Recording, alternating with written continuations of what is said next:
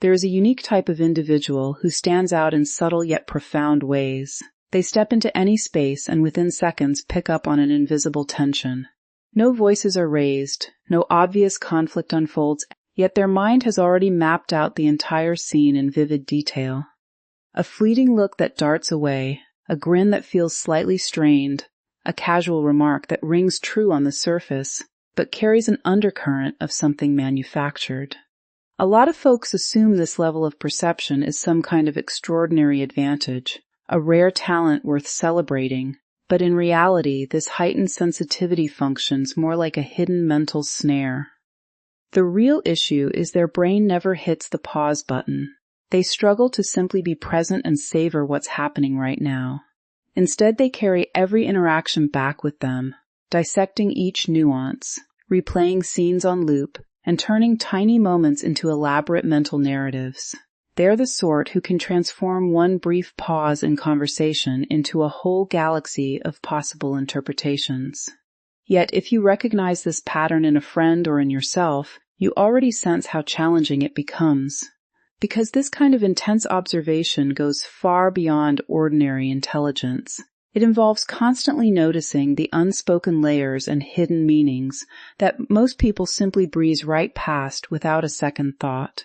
At first glance, it might seem like a special advantage, but it often becomes a heavy emotional load that quietly drains your inner resources over time. Here on Mind Unchain, we're diving deep into the inner workings of those who experience this over-awareness and exploring practical ways they can stop being consumed by their own thoughts.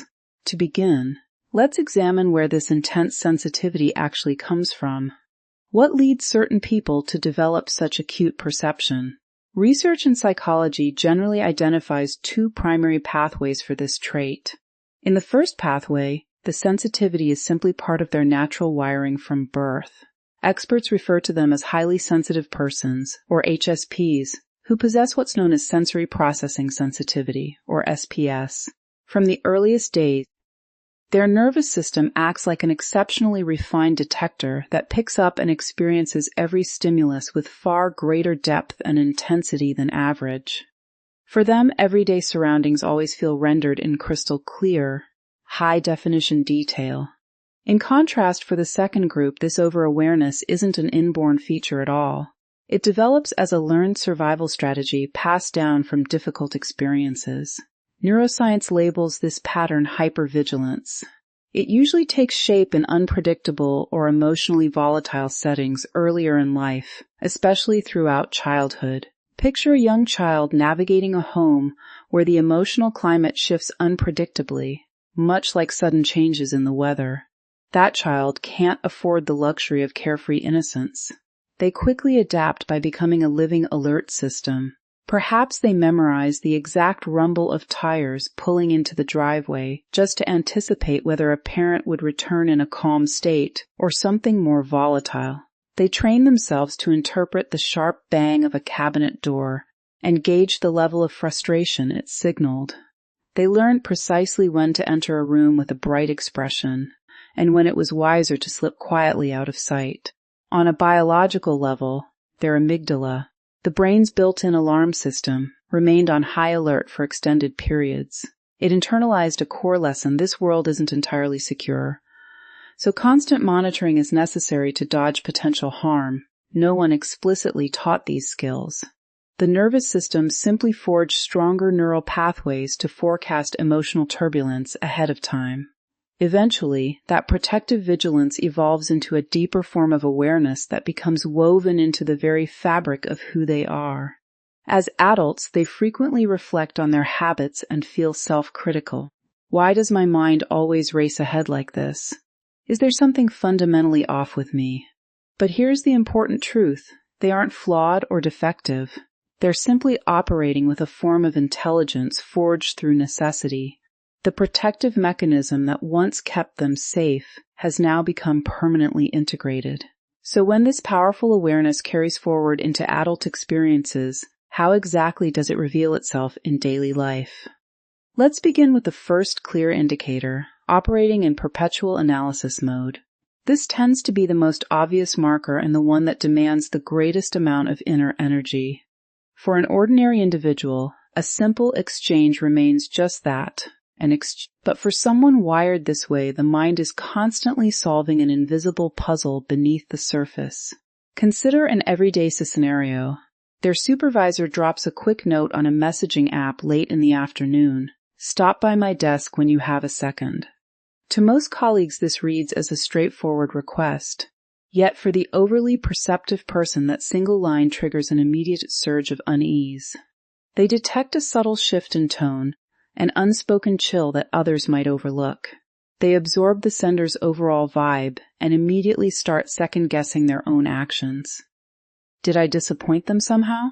Have I overlooked an important detail? They don't merely register spoken language. They register the brief hesitation before a compliment lands, or the almost imperceptible shift in someone's breathing pattern.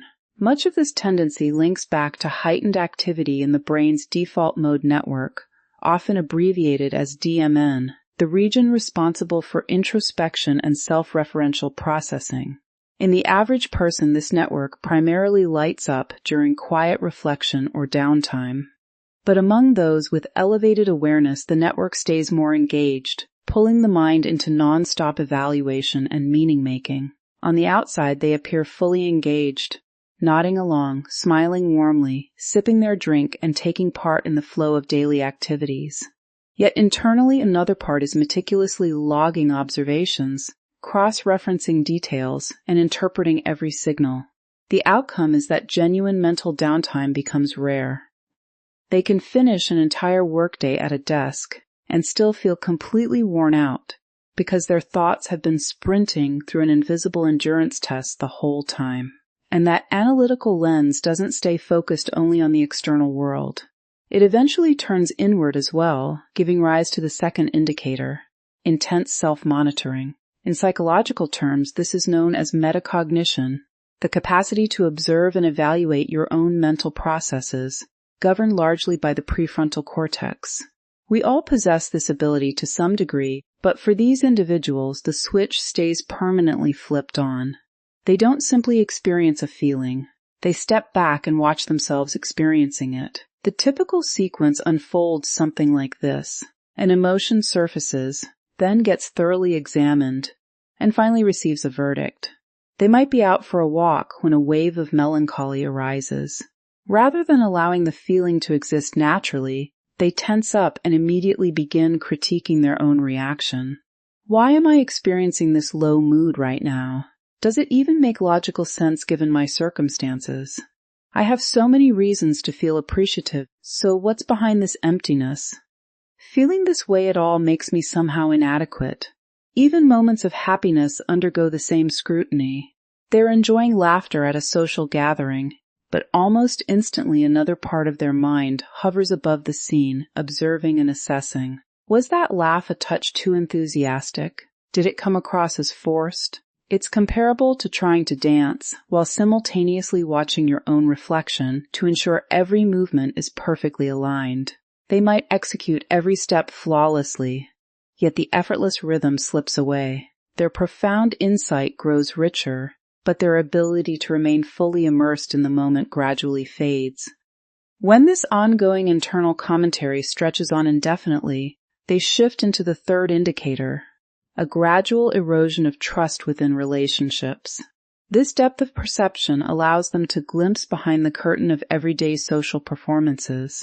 Psychology describes this as advanced theory of mind, the capacity to infer others' hidden intentions and mental states. They come to understand that people rarely express thoughts with complete transparency. A colleague might offer coffee along with praise for a recent project. Instead of accepting the gesture at face value, their mind immediately begins evaluating possible underlying reasons. Is there a specific request coming next?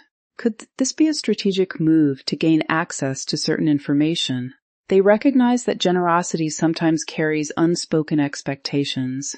Warmth can occasionally function like a calculated exchange. Even the self-assured demeanor of someone on a first date might mask deeper concern about being turned away. This realization brings a gentle but persistent sense of loss. It isn't the innocence of childhood that vanishes, but rather the simple faith in surface-level interactions. The capacity to accept words at face value diminishes.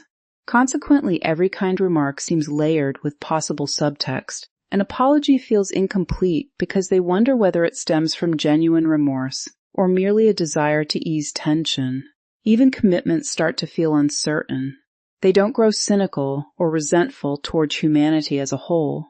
They simply develop a cautious approach to connection. And at times they experience isolation even while surrounded by others, because very few people perceive the deeper truths that stand out so clearly to them. And those truths don't remain purely intellectual.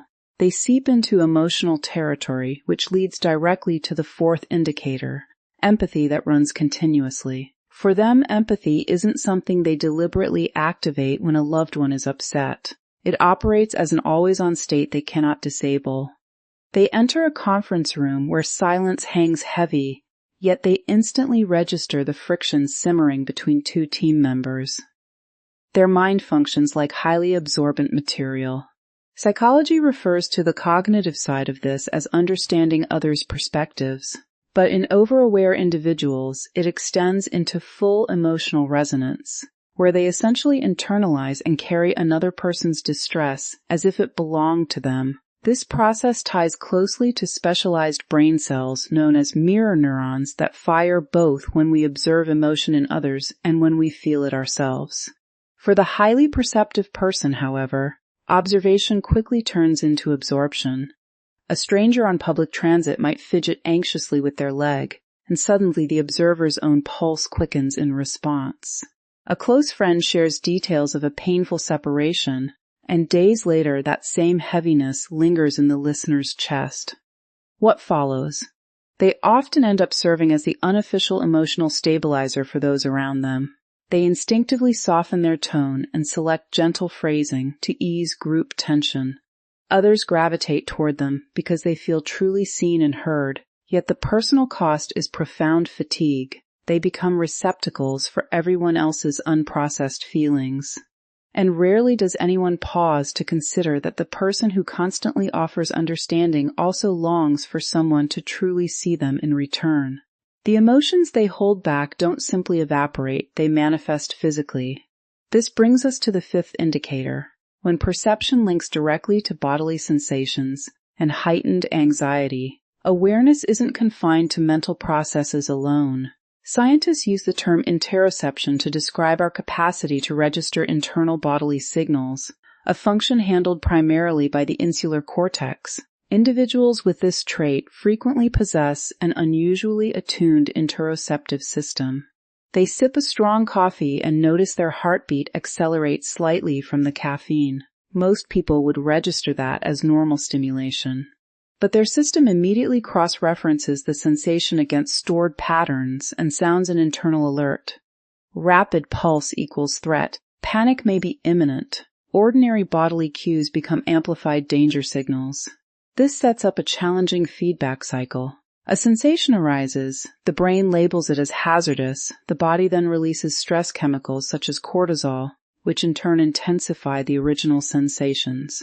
Consequently, their physical self turns into an ongoing source of urgent alerts. Restlessness and discomfort linger even during perfectly ordinary moments when no real threat exists. Once bodily signals and emotional input grow too intense, the mind seeks one last way to regain a sense of order.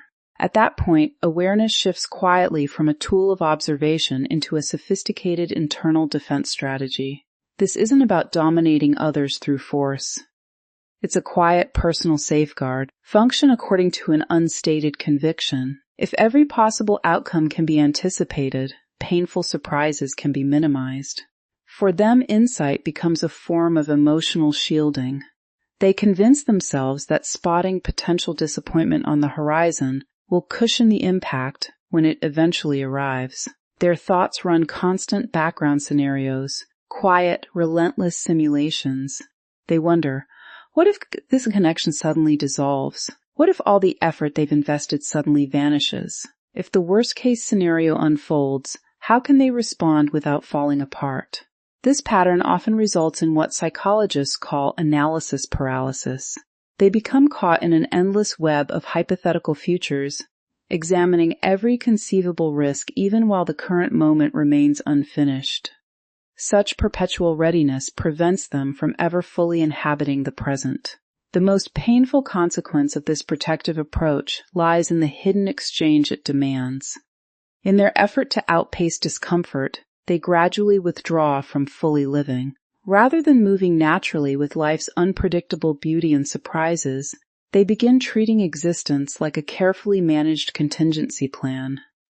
Safeguarding replaces genuine engagement, leaving them perpetually tired from defending against imagined future threats. So what practical steps can people with this trait actually take? They can't simply flip a switch and reduce their sensitivity. That would be like instructing someone with sharp eyesight to blur their vision on command. The path forward isn't about dulling awareness. It centers instead on learning not to shoulder every single observation. In therapeutic settings, this often means establishing healthy emotional limits and reframing habitual thought patterns. They learn to register details without automatically internalizing them. Those who successfully move past the weight of over-awareness typically rely on 3 liberating perspectives. First, not every quiet moment carries a secret meaning. If a reply to a message arrives after a delay, it could simply mean the other person felt drained. If a colleague passes by without the usual smile, perhaps they're dealing with a minor discomfort. They practice releasing the habit of taking everything personally. Second, not every feeling that surfaces requires immediate problem solving. Unease might appear. Instead of diving straight into examination, they might simply note, "My pulse is quickening. This is merely a bodily response." They witness it neutrally and allow it to move through without interference. Third, not every realization demands to be voiced or acted upon. They might clearly perceive someone's hidden vulnerability, yet they don't need to step into the role of fixer. They might sense tension in a partnership, and sometimes the wisest choice is gentle distance. They come to understand that true insight becomes valuable only when paired with clear limits, knowing which elements are theirs to address and which ones belong to others or to life itself. When they consistently practice this form of release, a quiet transformation unfolds. Their sensitivity doesn't vanish, it evolves and becomes more balanced. They continue to perceive human nature with remarkable depth, yet they stop gripping tightly to every imperfection they notice. They can still register the emotional atmosphere of a space with clarity, but they no longer get swept into its currents. The real change occurs internally. They shift from deploying awareness as a way to forecast trouble toward using it to remain fully engaged with what is. They transition from anxiety-driven scanning to open-hearted curiosity. Rather than dissecting whether a smile feels authentic, they simply appreciate the warmth of sunlight and the comfort of a favorite beverage. Their daily experience grows noticeably lighter, not because external circumstances suddenly simplify, or because people become easier to understand. The world retains all its complexities and contradictions.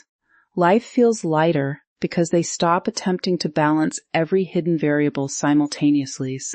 They cannot extinguish the illuminating light inside their mind, but they can adjust its brightness. They transform it from a piercing beam that highlights every crack into a soft, steady glow, bright enough to illuminate human vulnerability, yet gentle enough to offer warmth to themselves as well. These are the individuals who reflect deeply and feel profoundly. If you've ever observed their thoughtful quietude, recognize that it isn't detachment or coldness.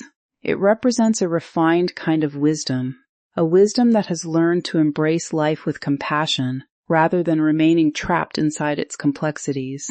If any part of this description resonates and you recognize yourself within the landscape of over-aware individuals, drop a comment sharing which of the signs feels most familiar. And please remember you're never navigating this path in isolation.